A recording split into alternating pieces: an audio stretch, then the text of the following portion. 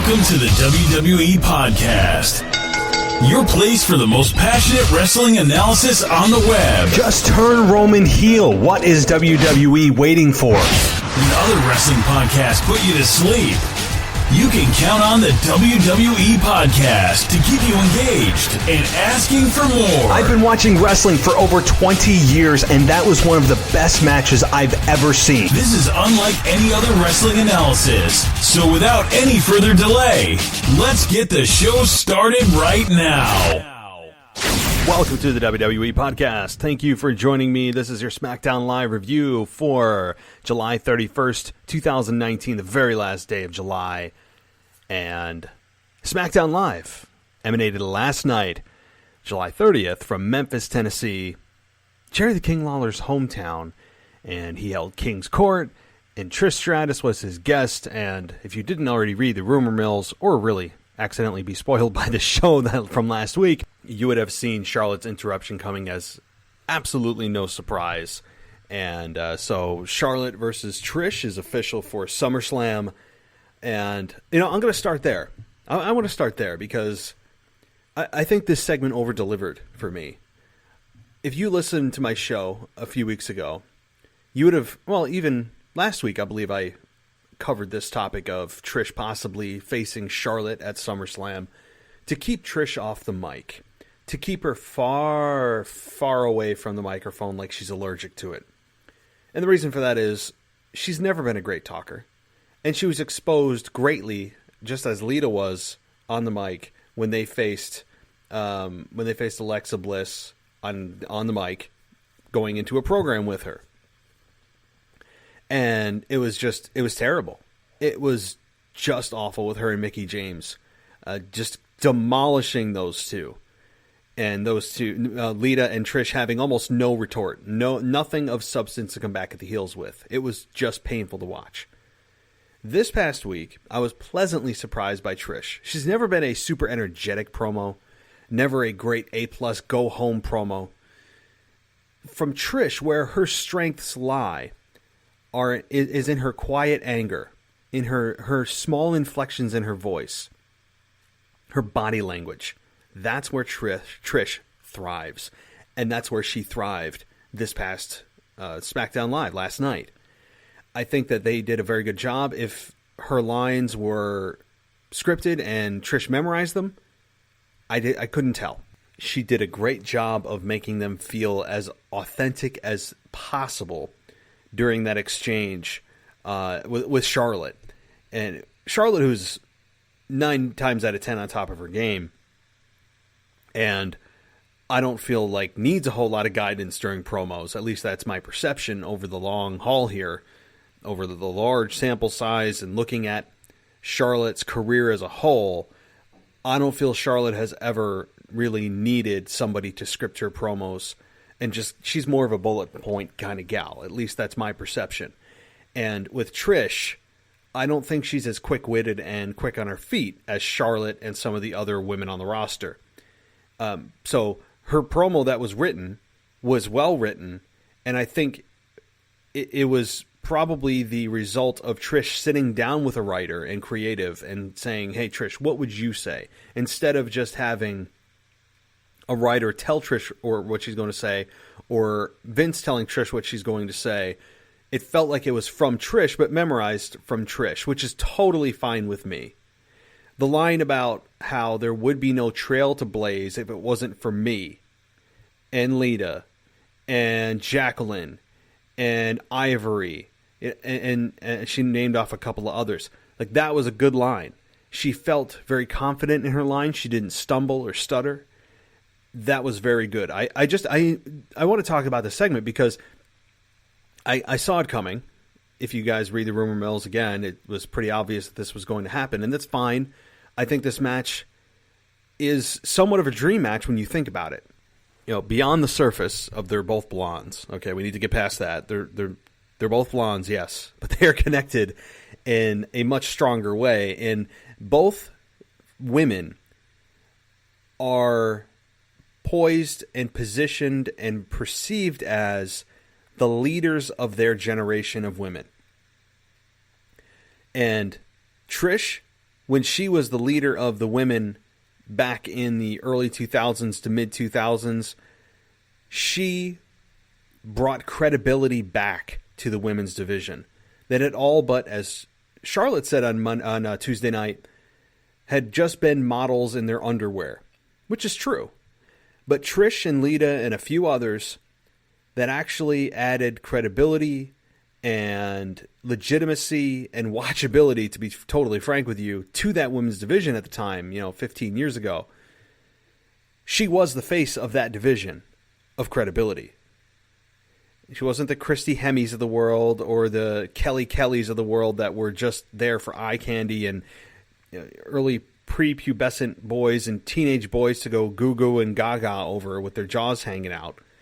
And even though, I was part of that exact demographic during that sexualizing of the women's division at the time, I still wasn't into that piece of it. Like, as much as my brain was wired to say, oh my God, look how hot she is, I was still interested in watching a wrestling show for watching the wrestling piece of it.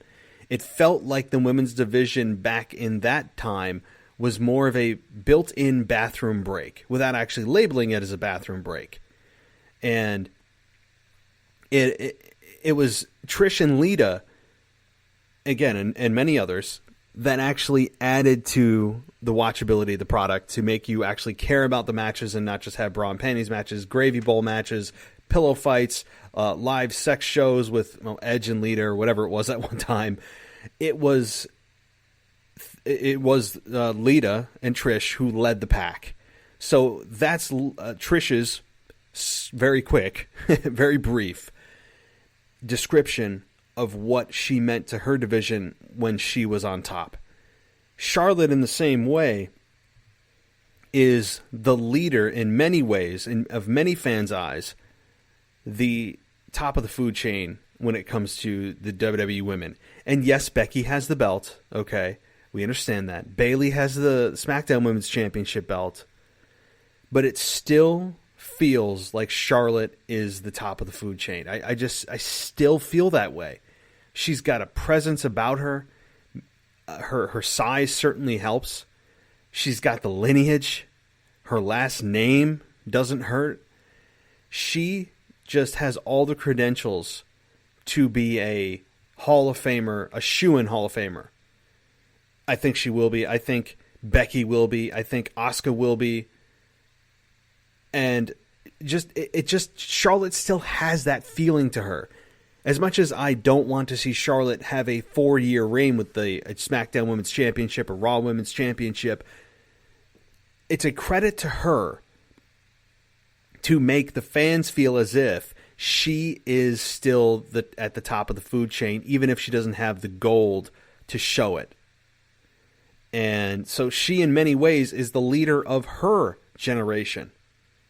So it is quite a matchup when you think about it from that respect. And a dream matchup that I never knew I wanted. Which is, hey, I think it's great. So credit to WWE, credit to Charlotte, and credit even more to Trish, who was on her game much more than she was the first time around with Lita in a tag team match.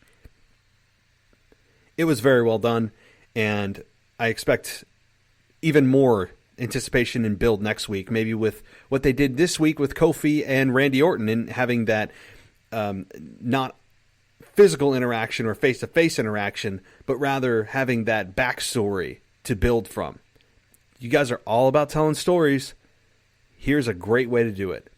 Pull on the history of both women.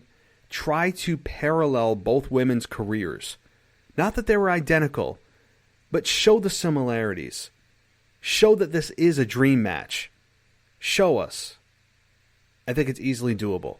Beyond the fact that, they're both blonde and they were both at the top of their game. Let's dig a little deeper than that, folks. Let's dig a little deeper. There's more to it with some of the items that I just outlined. So, all right, moving on to some other items from SmackDown Live. Kevin Owens defeating Drew McIntyre after delivering not one, but 2 stunners to Drew McIntyre. And one was on the desk, the announcer's desk, which didn't really put him down. It just kind of made him stumble into the ring to then just get a second stunner, and Kevin Owens gets the win. Kevin Owens is on quite a roll right now. Shane McMahon at the top of the show said that he's not going to be there to the depression of everybody in the arena. Of course, that was not the case, and Kevin Owens came out and basically played up that we don't know how we're going to get through the show without you, Shane, and just sarcasm to the max. But I think it was delivered well. And having Shane McMahon not there, while I understand that it's a real issue for fans that Shane McMahon has been on TV more than a lot of the more deserving stars, and that's a legitimate gripe, which they're bringing it into the forefront and making it a storyline that's real. Always best when they do that. I think this still could have been an opportunity for Shane McMahon to get some of his heat back after 3 weeks in a row of being stunned approximately 46 times. It was a good opportunity for Shane to grab some heat this week and next week, leading into their match at SummerSlam, in which I don't think there's a person on this earth that believes Kevin Owens is going to lose. Which also scares me at the same time, because all these matches that appear to be locks for who's going to win and who's going to lose always scare the hell out of me, particularly on large pay-per-views. And this is one of their big 4 pay-per-views. So will I bet the farm on it? No. But would I have a friendly bet with somebody? Yes, sure. And that's why this match, although it's appearing to be a foregone conclusion, does still scare me just a bit with Vince McMahon's erratic booking at times to just swerve people. So, it was an opportunity missed while Shane McMahon came out and he said these things. It looks like from like an iPhone sitting backstage or home or wherever. It was a missed opportunity. And I was hoping when Shane McMahon said that, it would be a straight out lie from Shane, and he shows up and batters Kevin Owens with a chair, or has someone else do his dirty work or whatever, or maybe a couple of low blows, and Shane McMahon just beats down Kevin Owens and disrespects him, something like that, to get the heat back. Because I've already seen Kevin Owens beat the holy hell out of Shane McMahon for the last 3 weeks. So why would I want to watch SummerSlam to see him do it again? I mean, Shane McMahon's a good heel, but again, it's just storytelling 101. You want the heel to get the one-up on the babyface. And again, this is just a general rule of thumb. Doesn't have to happen for every storyline. I understand that. But a general rule of thumb is that you want your audience to pay to watch the babyface overcome the heel and give the heel what he's got coming to him. Instead of just blowing the steam off, not 1 week in a row, not 2 weeks in a row, but 3 weeks in a row of Kevin Owens hitting the stunner on Shane McMahon multiple times. And again, I'm a fan of the stunner. I'm a fan of Kevin Owens stunning Shane McMahon. I love watching it. But my interest level for it is starting to diminish because I've already seen it. Okay, well, we've seen Kevin Owens do it. That's cool. I guess, well, we'll see him do it again. I'd watch it, but I wouldn't, buy the network for that. That's where the disconnect is. I think they went a little bit overboard with giving the fans what they want with Kevin. And I know they're trying to cement him as a babyface, cement the stunner that they're trying to use from the rub of Stone Cold using it for, my God, his entire career of being Stone Cold anyway. And I understand what they're doing, all that, but you want the fans to rally behind him from a beating. And hopefully we get that next week. It's only 1 week left to build. But to me, Kevin Owens needs to get his ass kicked. Because I want to feel like Shane McMahon deserves it again. I need to feel that way. And right now, I'm very indifferent towards Shane McMahon. And that's not how I want to feel going into the second biggest pay-per-view of the year. Okay. But in general, that Drew McIntyre match, man, it's always clear the couple of weeks before a pay-per-view who WWE has in their sights of where the roster lies in terms of pecking order. And when you put Shane McMahon, or you put Kevin Owens against Drew McIntyre, and Kevin Owens wins clean, boy, that's telling. Because Drew McIntyre, since his return, I think has been one of the best heels on the roster. Period. Both brands, if there is even a brand split anymore. I would say the entire company, Drew McIntyre, has the most believable promos. He's right up there with Samoa Joe. He has the look. He has the mean streak, and they just keep blowing it off, and having Drew lose the big match, whether it's Roman Reigns, now it's Kevin Owens. I mean, I think it's damaging his character to a point where I don't know if they can come back quickly. There's no quick fix for the damage that has been done to Drew McIntyre's credibility at this point. I don't think it's irreparable. It's just not going to be one of those, well, he'll win a couple of weeks in a row and the fans will be back with him and he's believable as this unbeatable heel. I just don't feel that. And again, it could be repaired in probably a couple of months and he could be a legitimate contender and we'll forget all of these losses that he's had over the last few months since WrestleMania, really. But it's going to take some repair, and I don't like seeing Drew McIntyre lose clean because there's so much good that's undone when it happens. Just so much. I just see so much potential in Drew McIntyre. I just love his entire look, and I love to hate him. That's a compliment. That's good heat. That doesn't mean, I'm going to cheer him because he's a good heel. No. I would still boo him. I still want to see him get his ass kicked. I just think he's a very good heel. He makes me feel the emotion of anger. That's what heels do. Good heels do. So, okay. Moving on to the next topic from SmackDown Live, and I briefly touched on it earlier, and that's the Randy Orton and Kofi Kingston video. The video package they did, and mostly good here. Of course, you guys know I have some critiques. I can't be real with you guys if I don't give you critiques. I just wanted to let you guys know I don't do critiques to sit here and bitch about the product. I do it because I love the product and I want to see it improve, and here's how you can do it. I don't try to poke holes in every storyline or every flaw in production.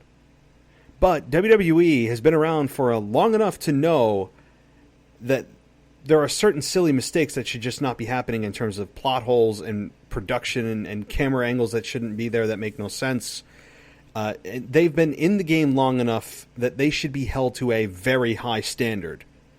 And they just either get sloppy or don't care, or just lean on the old notion, well, we're sports entertainment, we're not wrestling. So it doesn't matter. Fans don't care. They know we're just entertainment. But you guys understand wrestling is the entertainment, right? Yeah, all right. So the good about this promo, the good about this backstage pre-taped video package was Randy Orton saying more than just the three most destructive letters in all of sports entertainment. Although he did end with that, and we all know what they are. I'm not even going to say them because it's said too much. But it was good. We got some context. Randy Orton talking about so let's start in 2009 and listing off his accomplishments in 2009. He said he was already a Royal Rumble winner. He was already a world champion, a WWE champion, one of the longest reigning Intercontinental champions, and all he had to do was be Randy Orton. And while he was doing that, Kofi Kingston was faking a Jamaican accent. And he was not Randy Orton. And he just ran down Kofi. It felt real. It felt legitimate. It was, again, it's always nice to hear Randy Orton speaking a little bit more from the heart rather than from the sheet of paper he was given a couple hours earlier to memorize his lines. Randy Orton felt more authentic here than usual. It was good to draw on that backstory. You have 10 years of a backstory. It's just very good to, once in a while, move away from the typical in-ring promo. This particularly helps Brock Lesnar. I believe Randy Orton and Brock Lesnar did this same thing when they met at SummerSlam, where they both had their say individually about the other one, that they went to OVW and they were brought up in 2002 and that their differences stopped there. And we all know what happened in that match, which is still to this day talked about as, did Brock Lesnar purposefully bust open Randy Orton? Was it part of the script or was it not? So that's a fascinating match that maybe I'll dissect someday too. But it's like the Randy Orton special of doing backstage pre-taped video package promos before SummerSlam. I don't know. I'm sure it's just coincidence, but I just somehow drew that parallel in my brain right now.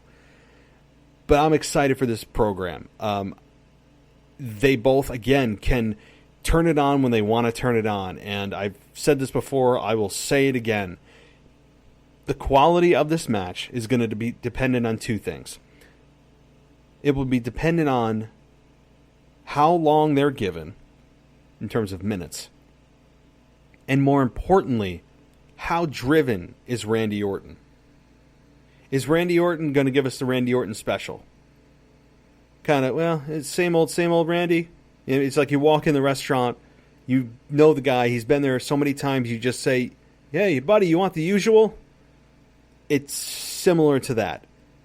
And maybe Randy Orton walks in this restaurant on August 11th, and when they ask him if he wants the usual, he may say, not today. I'm going to try something different. Maybe that's the case. Kind of a weird analogy. I don't know why. I think I'm hungry. I'm talking about restaurants. Maybe that is what Randy does. I know that we all know that Randy Orton and Kofi Kingston are close in real life.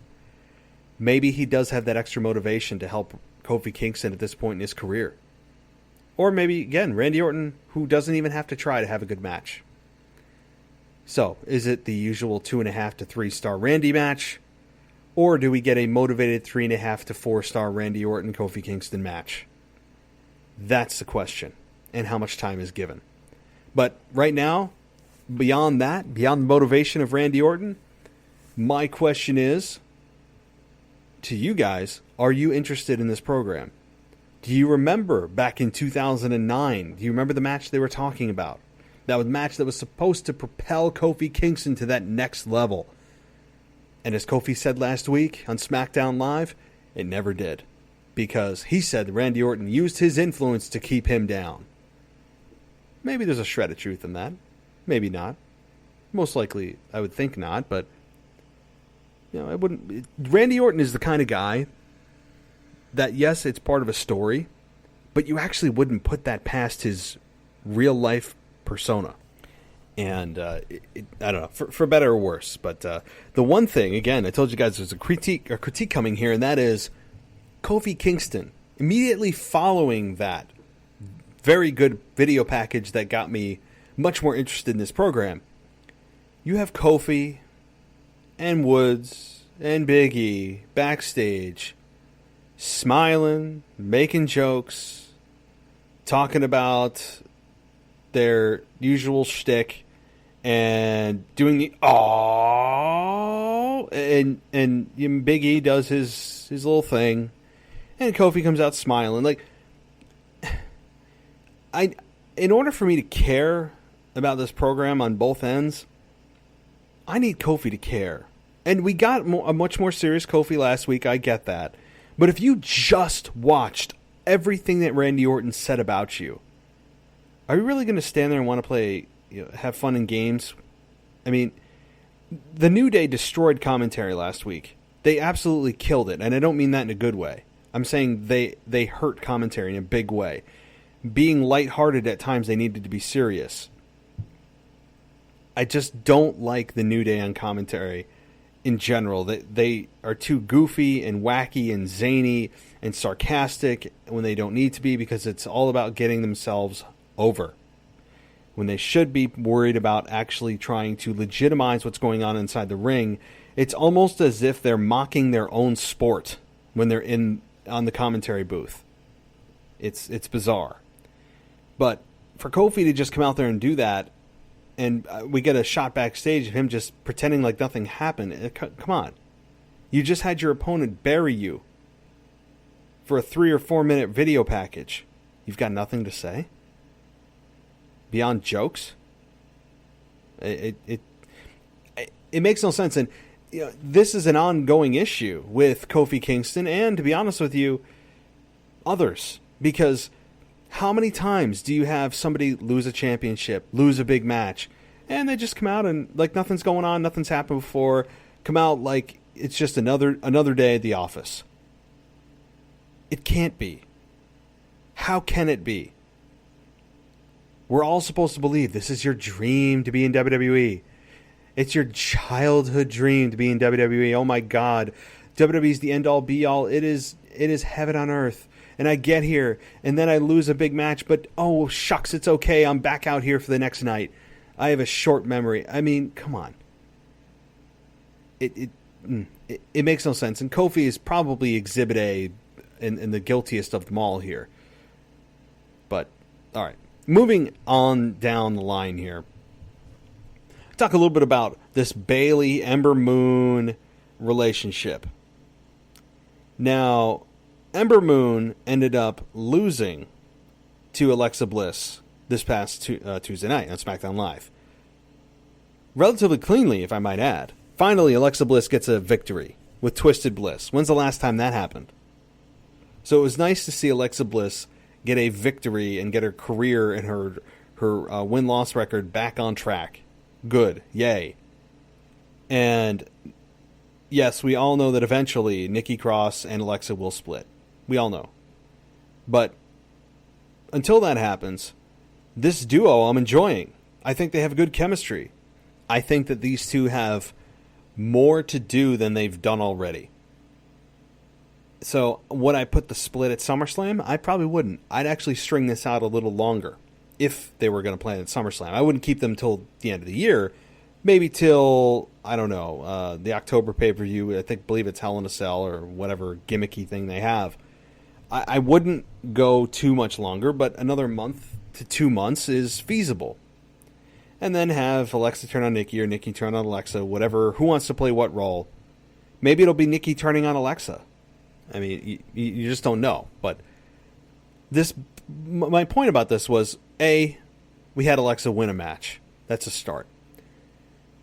B, we had Ember Moon lose as she approaches SummerSlam. So now Alexa can have a claim to the number one contendership by beating Ember Moon, who also has a championship match at SummerSlam. So do they make this a triple threat?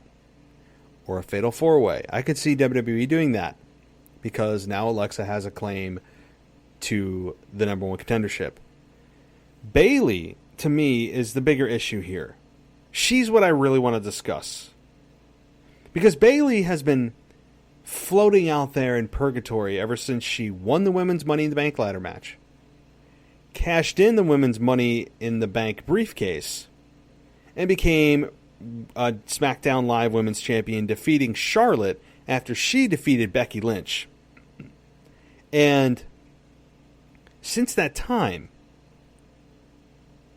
Bayley's reactions from the audience have been just slowly going down and down and down and down, to quieter, to starting to boo. She's got a lot of issues right now. WWE, if they are trying to continue to cast her as a babyface, need to be very, very careful. They are on the brink of the fans turning on Bayley. Again, by the way. Again. I don't know if you're going to put your finger on something, I don't know if it's the fans who are just tired of the act, tired of the side ponytail, of trying to relate to the young girls of, oh, look at, hey, you have someone to look up to. I can put my hair to the side too and make me younger. I'm just like you. I mean, I don't know. I think that has a little bit to do with it. She said she's done with hugs, and yet her LED board for weeks and weeks and weeks has still said, and does still say, I'm a hugger. So, well, which one are you, Bayley? Really? She still has the Bayley buddies. Okay, I feel like I'm at a used car dealership every time I see those. I can't connect with the Bayley character. From the shy little girl that was in NXT, the little engine that could became the big engine that thought she could. And Bayley's got a little bit too much confidence right now. I think she could be a good heel, to be totally honest with you. I think turning Bayley heel would be the right thing for her career. Because Right now, this main roster version of Bayley is all but endearing and all but inspiring. She is, right now, the epitome of a babyface trying to cling on for dear life and trying to just scrape on and hold on to every cheer. Her reactions are getting worse and worse and worse. And again, I'm a fan of Bayley. I mean, I know when I'm being critical here, it's because I just think Bayley's miscast. I think that the welcome of her being a babyface has worn out its welcome. And if WWE thought that just, shocking everybody, shocking the world, and having her win the Money in the Bank women's briefcase, and then cash it in that same night and become SmackDown Live Women's Champion would be the end-all, cure-all, well, it got people's attention. Most anybody I spoke to before and during that week did not predict Bayley to do either. So, yes, it was a shock, and I think some fans were hopeful that, hey, this is the revitalization that her career needed. But here's the thing. This is just an age-old adage that I believe in firmly. The belt doesn't make the person makes the belt. And with that thinking, that short-term shock thinking, it was, let's put the belt on Bayley. It'll make her relevant. It'll get the fans behind her. Nobody sees it coming. Okay, you won the nobody saw it coming battle. But did you really win the it's going to change Bayley's character and the fans are going to rally behind her long-term thinking? No. Because Bayley is essentially the same kind of overconfident, almost condescending at times, character. And I just think at this point they probably should turn her heel. It would be a hell of an experiment. A hell of an experiment to see Bayley, when you think about what she was in NXT, to see her heel. That would be I would love to see it. Do I think it's going to happen? Probably not. She does have a very solid young girl following that all put their ponytails the same way Bayley does. But as a grown-ass man, I just can't relate with this wannabe little girl that's in a grown woman's body and is overconfident for no particular reason. It's hard for me to relate to that character. And her promos also kind of reflect that as well, as kind of an arrogance. But I don't need that from Bayley. But as a heel, go for it. But again, on SmackDown Live, Bayley ends up giving Ember Moon the Bayley to Belly as a payback for last week when Ember Moon gave Bayley the Eclipse. So, as Bayley said when she was going up the ramp, now we're even Steven. Who says that, by the way? Even Steven. Oh, boy. I mean, that's I think I might have said that the last time in 5th grade. I mean, I'm being real. I may have said that exact phrase when I was in 5th grade. That may have been the last time. Even Steven. It just, I don't know. Bayley's got some awkward quirks about her. I'll just say that. Again, I'm a Bayley fan, and I'd have her on my roster in a second. There's just something that needs to change. Just something needs to be changing. Maybe it's her entrance. Maybe it's the silly side ponytail that is cringeworthy and is transparently corporate, if that even makes sense. Can you actually have a hairstyle that's corporate? Yes, you can. Yes, you can. And how is by taking her hair and making sure that it fits her little emoji character that they put on the screen when she enters the ring, and making sure that it's able to be put on a t-shirt so some 8-year-old little girl can go, ooh, I can do that. That's something I can do. Now I'm just like Bayley. I can't stand those kinds of characters. So you wrap this all together. It comes down to this babyface version of Bayley is starting to sink. And she is sinking quickly. Does Sasha Banks come back? I think the answer to that is yes. But is she coming back in support of Bayley, or is she coming back as a rival to Bayley? My guess is that we get our answer at SummerSlam when Sasha returns. That's my guess. If Sasha returns. No, I haven't heard anything, but that's my guess. When most people expected her to show up at the last pay-per-view, and I did too, I think that this return and surprise return could be saved for SummerSlam. Okay, moving down the line here, I did want to talk Daniel Bryan, who continues to give us the silent treatment. He's Chris Jerichoing us from 2012, or whatever the hell. He came out and said nothing week after week after week, which is just what's supposed to be annoying and pissing people off. And I guess it's doing the job. I mean, but you're really just going to pay Daniel Bryan to show up week after week on SmackDown Live and just say nothing. I mean, maybe he's hurt, and that's the case. And maybe they're just buying themselves time to have Bryan heal his body.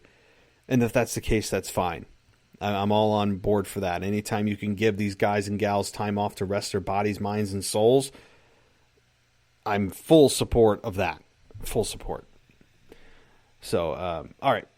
Moving down the line here, we also on SmackDown Live had a Shinsuke Nakamura versus Ali match.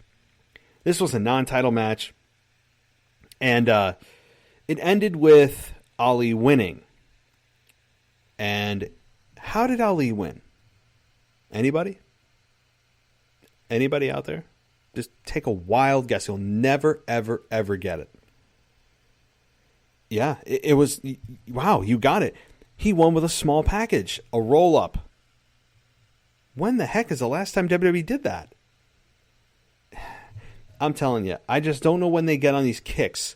Why they get on these kicks of finishes ending in DQ. That used to be the large booking crutch. Now it's the small package. Because if the babyface wins, it's, oh wow, what a resourceful human being, what a resourceful competitor to be able to, come up with that wrestling maneuver. If you're a heel, it's, oh, what a lucky win.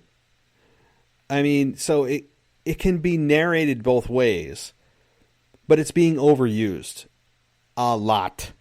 So Ali wins this match, puts him in contention for the Intercontinental Championship, which is really the only reason that this actually happened. But I'm fine with it. I think given, again, enough time, these two could have a very, very good match, assuming at SummerSlam. All right, we had Kofi Kingston versus AJ Styles, by the way. Kofi Kingston won this after he hit Trouble in Paradise on AJ when he went for presumably the phenomenal forearm. And Big E and Woods dropped Gallows and Anderson at ringside. So once again, we got a Kofi Kingston win, who continues to ride this wave of win after win after win after win after win. My question, and I could be wrong, I'm sure the Twitter police will let me know, has Kofi Kingston lost a match since he won at WrestleMania? I want to say no. I really do. I really do. So, I mean, good for him. Good for Kofi. I think that he is right now in a good place in his career. He better relish every second, because eventually this fairy tale will come crashing down and he will wake up from it. It's going to. It's a fact. So if I were him, and I'm sure he is, relish every second as the WWE champion. I really believe that. So, and SmackDown Live concluded with Reigns backstage arriving for an interview, but as he approaches, I can't remember her name, but the interviewer, a forklift comes out of nowhere and knocks something on top of Reigns. A bunch of speakers and equipment fall on him, and there were crew members who tried to rush to help him. Reigns appeared to be okay. He declined medical attention, and it looks like that we aren't going to hear from Reigns about who his SummerSlam opponent will be. So, if you didn't know or didn't hear my theory, my very proven theory that is a hypothesis at this point, it's an educated guess, all roads lead to Roman Reigns. That is WWE's path of success. If you're lost, you don't know where to go with the booking, have no fear. Roman Reigns is here. All roads lead to Roman. And I explained it last night, so I'm not going to go into super depth about it again. You can go check out the show. But it's as if when Roman Reigns doesn't even have the belt, it's just purposefully that WWE is taking him out of there to try to get the fans to go, okay, well, he's not in the championship picture, so I don't care what he's doing. Yet he's in the main event of every show. He's the lasting image of both shows. He is oftentimes opening shows, although that has begun to change a little bit with the new management coming in of Paul Heyman and Eric Bischoff. But Roman continues to be the main event, which is the last segment of the show. So don't give me that Roman Reigns isn't being shoved down our throats, because he is in a different way. Nonetheless, with that out of the way, we have a mystery attacker for Roman Reigns. Many people suspected Samoa Joe. I don't think it is. 2 reasons. One, we've already seen Joe call out Reigns, and Reigns has put him down on his back clean. Roman has stood tall against Joe. And we've already seen the payoff. Just as we've already seen the payoff of Shane and Kevin Owens. And number 2, Roman Reigns, in Vince's eyes, needs a bigger opponent. So who is the one that actually dropped that equipment on Roman Reigns? Who could it be? I really don't have too many guesses. I'm throwing it to you guys. Tweet me at the WWE Podcast or send me an email at realwwepodcast@gmail.com. Let me know who you guys think and believe is the mystery attacker for Roman Reigns. It was an interesting way to end the show, but it just was, Roman's got to end the show, of course. He may not be the champion, but he's closing every show, so it's still WWE sending a message. Oh, don't worry, they'll send a statement next, because if it's not a statement, it's a message to me. It's, God. Oh, God almighty. All right. The other thing I wanted to touch on, too, before I wrap the whole show up here is Aleister Black, who is now being challenged by Sami Zayn. We know that now. Aleister Black is, I don't know, I'm enjoying his character. He speaks differently. He enunciates differently. He looks different. His promos are done backstage in a dark room. When he speaks, you listen. He has the it factor with that. The matches he's had with Cesaro have been very good. And now, is this WWE turning him babyface because he's going to be facing Sami Zayn, who is arguably a hotter heel? A more hated heel, I should say. Is that what this is? I think, unfortunately, this is just another L in the loss column for Sami Zayn, who is the next sacrificial pig up, or sacrificial lamb. Pick your animal. He is the next sacrificial lamb for the ascent of Aleister Black. I don't know why it needs to be Sami Zayn. Both are technically heels. Sami needs a win in the worst way, and he's not going to get it up against a up-and-coming rising star. It's just not going to happen. I miss him being the critic of the critics coming out. I don't know what the electric chair segment was a month or 2 or 3 months ago, whatever that was. I miss him interacting with the fans and coming out and ripping us a new one. That's what I loved. He's the critic of the critics, so be the critic of the critics. I miss it. And Sami Zayn is very good on the mic, very good in the ring, underutilized to the max, and has so much potential, but right now he is on a hell of a losing streak. I think the only match he's won since he's returned has been the tag team match he had with Kevin Owens at, I can't remember what pay-per-view it was. It might have been Money in the Bank, and they ended up winning. That's it. That's it, guys. Kevin Owens or Sami Zayn has not won a match since then. Really, it's scary, but it's true. I'm pretty sure on that one. All right, so that was SmackDown Live as a whole. As a whole, I think it was a very good show. Trish showed up to play.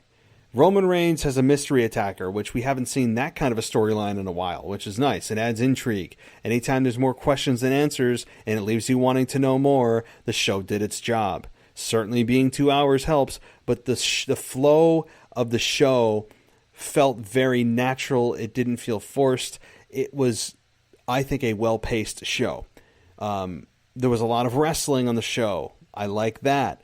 You had stars that normally aren't featured. Ali made his return. Sami Zayn stepping up to Aleister Black. Trish, again, she was very good. They set up that match for SummerSlam, and Kevin Owens continues his stunning ways, although I would look to see him get his ass beat down bad next week, which would make sense because, again, it's about building business. You're a business. You're not a charity. The best way to build business is to want to have fans want to pay to see your adversary get their ass handed to them. So I don't think that's a business model that is lost on anybody in WWE, but sometimes the obvious needs to be stated. It needs to be reminded. So, okay. Well, guys, thank you for joining me. I mean, it's always a blast to be here. And if you want to support the show, a couple of ways to do it, by the way. One, absolutely free. A couple of free ways. Really free ways if you're like, oh, he's looking for my money. No, I'm not. Actually, I'm looking for you to support the show. And how do you do that? You can just give me a quick 5-star rating and review on Apple Podcasts. Real easy. I'm not begging for it. Just if you have a moment, please do that. You can also head on over to my website at wwepodcast.com. On there, every show's there. And if you click on the Support the Show tab, there's an Amazon link there. In that Amazon link, all you got to do is click it. What does that do? It attaches anything you buy to the show. This doesn't add anything extra to your order. It doesn't cost you any more money. All it does is tell Amazon, hey, I went through the WWE podcast to make this sale. I'm going to give WWE podcast a percentage of the sale. That's it. Doesn't cost you anything extra, and it's a super easy way and quick way to help the show. So just head on over to the Support the Show tab and click on the Amazon banner. It's right there, and it'll bring you right to the Amazon site, and you do your shopping as normal. It's super easy, and I know that some of you have done it, and I really, really do appreciate it. So thank you so much for that. And again, we'll be working on an NXT podcast. I'm considering, there's a key word, considering doing an AEW podcast come this fall. I understand the name of this show is the WWE podcast. I get that. This isn't just the pro wrestling podcast, which would cover any brand of wrestling. But at the same time, I think it'd be smart business to possibly go that route. Maybe we look at an AEW podcast.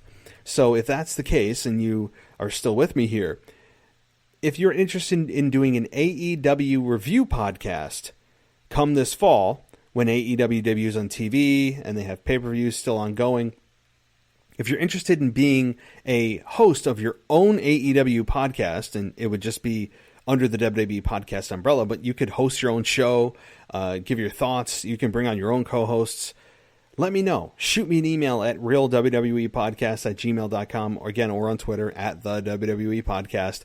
I'd love to talk with you a little bit more and see if it's something that maybe we can come to terms on and get that show on the road for this feed. But again, it's just something in talk. But I am going to be, in the near future, getting an NXT podcast that's not going to be in featuring me in any capacity. It's a completely new co-host that can do whatever the heck that they want to do, and so I think that'll be a good thing too.